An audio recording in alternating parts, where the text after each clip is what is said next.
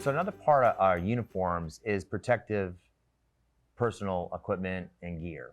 And so can you kind of walk us through like the type of things that people should be aware of and put into use in their day-to-day work life? Sure. Depending on the job that you have at hand, you always want to think about the hazards that you could come across and make sure that you have the personal protection against that hazard that you have the ability to come across. Examples of that would be for like a housekeeper, Mhm. they're utilizing chemicals to do a lot of cleaning. So you would want to make sure that you have the proper eye protection on, Mhm. as well as maybe possibly some rubber gloves, depending on the severity of Yeah. the chemical exposure.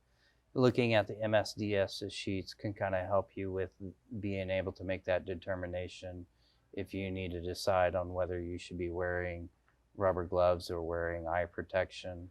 In that type of setting, when you're working out and working with heavy equipment, you want to make sure that you have proper hearing protection, or anything that provides a louder than normal decibel. Mhm. Always think about ear protection.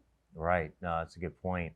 And then, like on a construction site, I mean, it's an OSHA requirement, isn't it, to wear like a hard hat? Yeah, hard hats if you're working out or you're working on stuff that is going to be up above your head. You want to make sure that you are protecting your head with a hard hat in case you have something drop down on you. Right.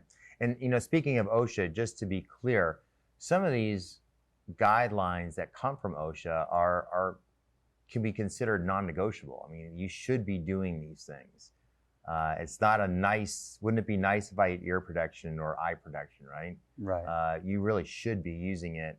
Um, in the event there is an incident, we need to know that risk management is being applied properly to the Right. So situation. the guidelines that OSHA puts out there is really for that individual's protection. Mhm. Is there for a reason.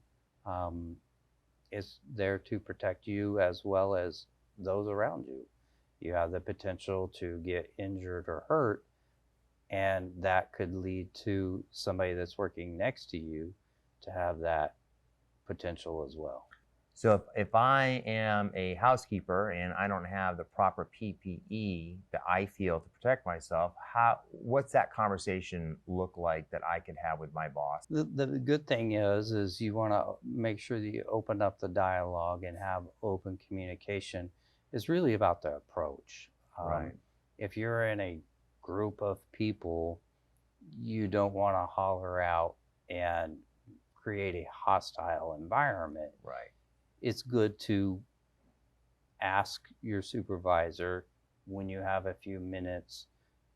I would like to talk to you privately, and have that conversation with them one-on-one and present it in a professional manner and explain your reasoning why you need that piece of personal protective equipment to be able to provide your job safely. So that, to me, is the important way to handle it. You don't want to handle it in a hostile way, but in Right. a professional way. Or a gossipy way. Or in a gossipy way. You'll get a lot much more accomplished by handling it that way. That is very good advice. Thank you, Ryan.